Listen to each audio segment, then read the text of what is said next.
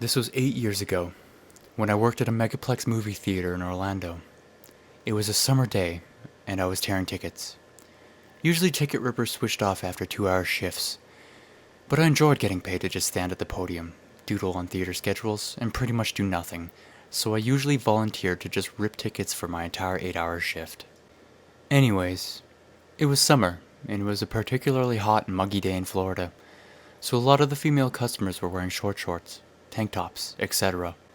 Like any horny 17-year-old male, this is all rather relevant to my interests, and I got to the point where I needed to release the tension that had built up throughout the day. Towards the end of my shift, I took a 15-minute break and went into one of the handicap restrooms to jerk off. The nice restrooms with a single toilet, sink, and where you can lock the door. Now when I do the deed, I like to be laying down. Don't ask me why, it's just something I've always done since I was little.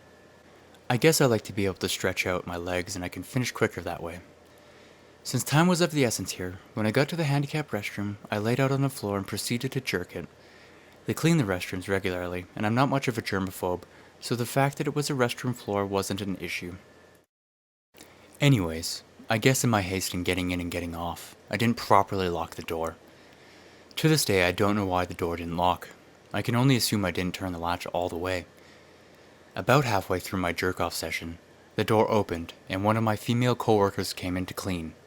Now, I was laying on the ground, along the wall that the hinges to the door were closest to.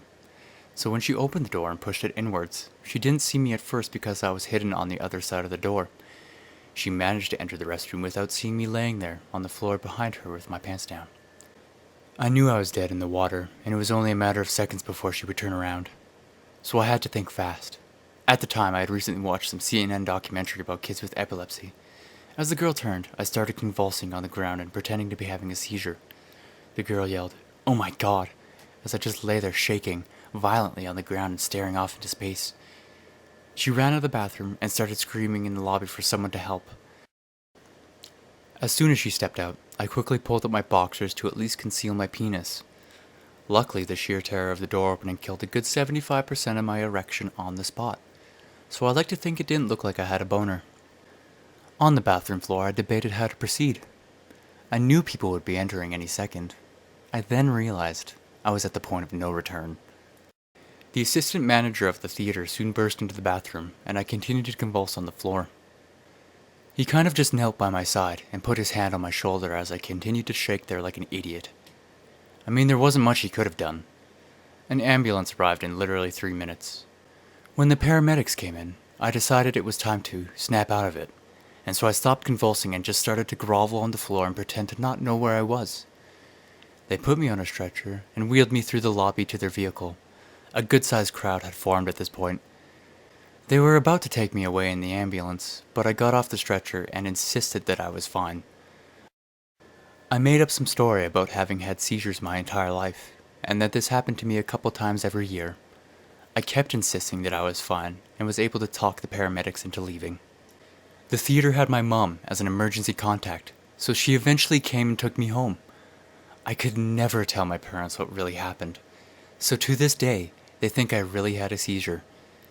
In the following months, I had to take several neurological tests, had to do several overnights at the hospital, and was put on a few medications that I only pretended to take when in reality I flushed the pills down the toilet.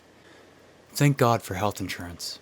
In retrospect, it would have been better to have just gotten caught jerking off than to have had to go through all the lies, doctor appointments, and medical bullshit. This is where the true "today I fucked up" aspect of the story lies. After a while, it looked like the seizure was just a freak one-time thing, and it finally all kind of just went away.